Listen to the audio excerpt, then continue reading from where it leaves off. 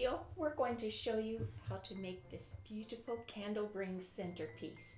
It's machine embroidered. It has beautiful satin stitch around the edges and some vein stitching on the leaves. It just turns out gorgeous. And we have the download available on our website. To make the centerpiece, I'm going to make 5 of these freestanding units to put together for one centerpiece. It has green on the one side and my Christmas floral on the other side.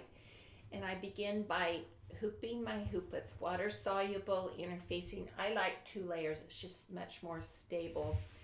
And I make a sandwich, which is the green and the floral wrong sides together with thin polyester bonded batting in between, and I spray adhesive that together so it'll be not move.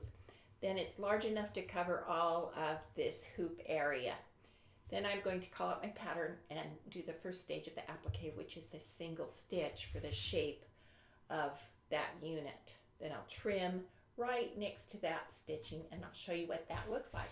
The next stage of the applique stitch is a zigzag, and if I've been careful in trimming the fabric, then it won't have little threads hanging out. If not, I'll have to trim it after the satin stitch.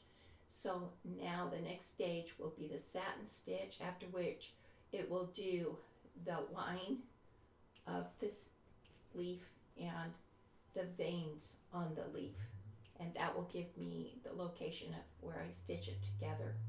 Now I finished the satin stitch and the little veins and the leaf line.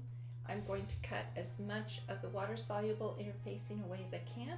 I'll soak it in water and then we'll put it together.